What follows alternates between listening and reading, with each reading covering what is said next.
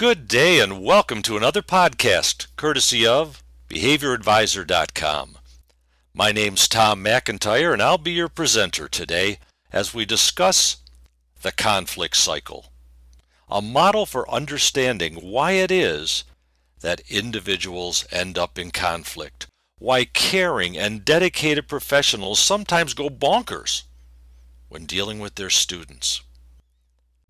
Why do otherwise caring professionals lose their cool with their kids, and perhaps their colleagues, their supervisors, and even the loved ones at home?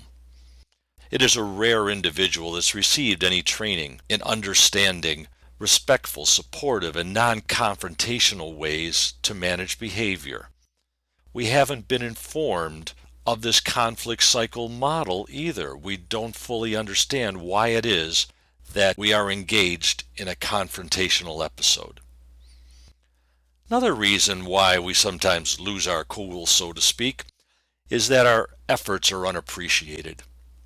This drains our energy. It makes us doubt our competence, and it builds dislike for the persistent offenders in our class.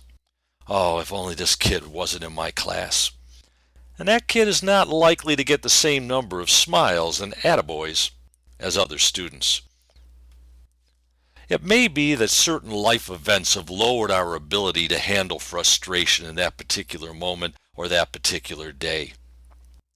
Our vessel that holds our emotions is already close to overflowing, and then a youngster pours in more.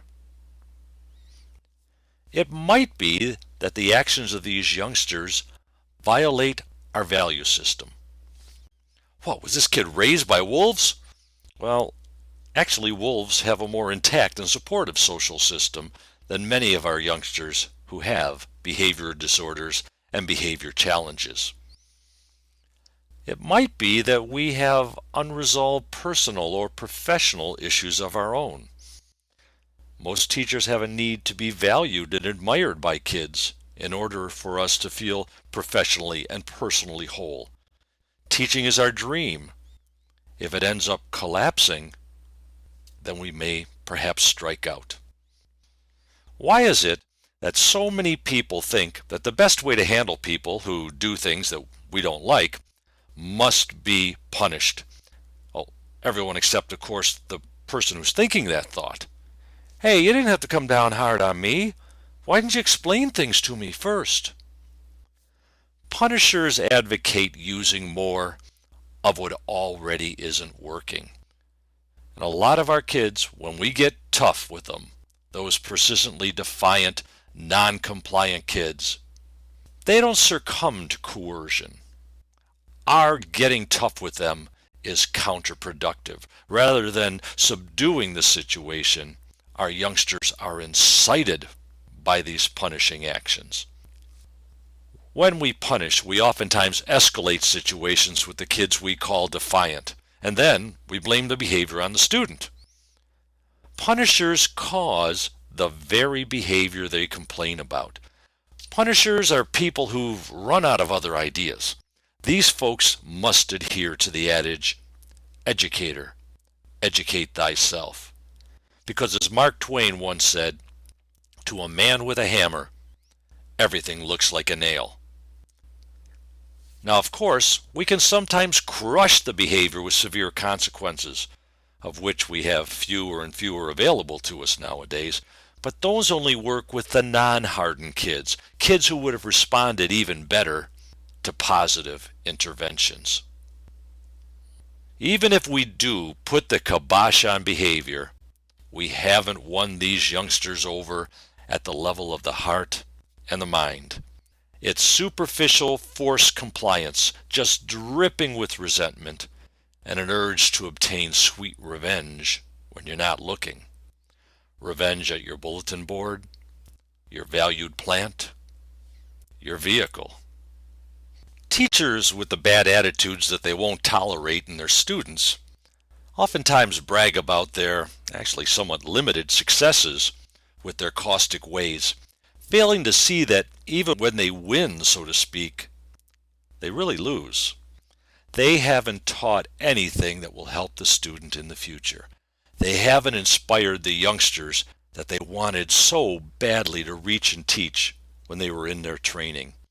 They have become as rigid and stuck in the mud with their negative behaviors as the students that they bellyache about.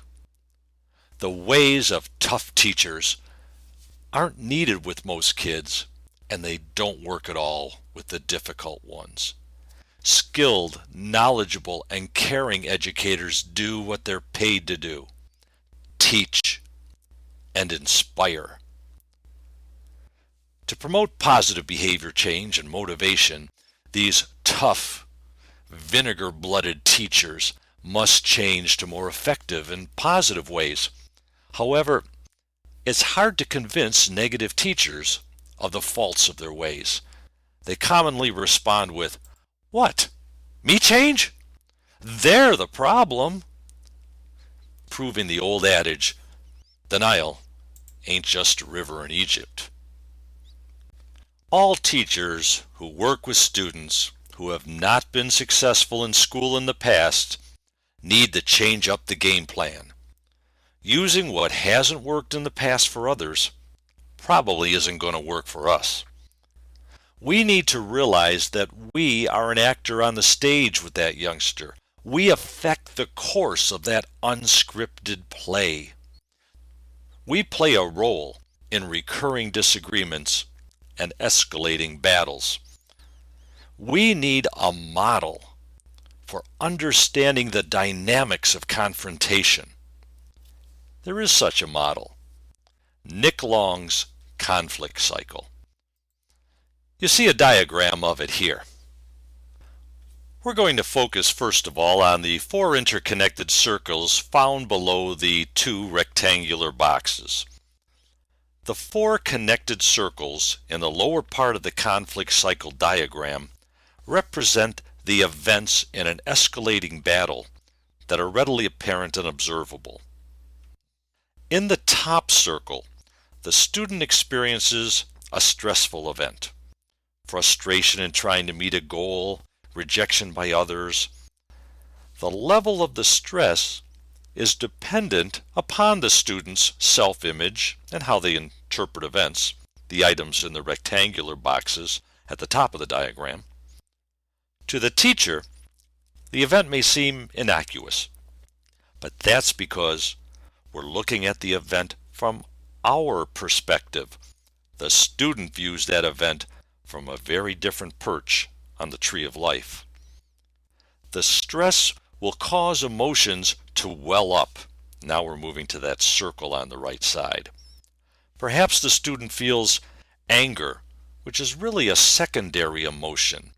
Anger is a response to a primary emotion. So anytime we see anger or aggression, we want to determine what feeling is behind it: fear, anxiety, intrigue, interest, sadness, or perhaps in that right circle, the student sulks in self-pity or self-hatred. If emotions overwhelm the student's ability to contain and manage them, an observable behavior, the lower bubble on the cycle, will burst out: crying, hitting another or self, running away, verbal insults toward oneself or others, cursing. The behavior might increase in magnitude as the youngster continues to reflect on the incident, perhaps inaccurately, at least in our minds, and emotions continue to build. Now let's move to the left circle on the diagram. Upon witnessing the inappropriate action, the adult responds. Remember, ignoring or not noticing are responses too. But a competent and concerned professional responds in a manner that reduces the stress. Now we're back to the top circle on the diagram. That professional soothes the emotions and subdues those emotions that are driving the behavior.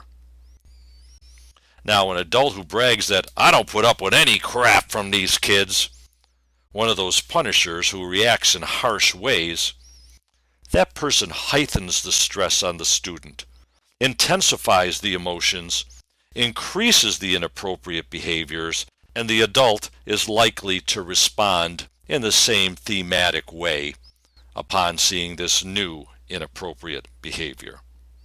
Adults who respond inadequately or ineffectively, they can also escalate a situation.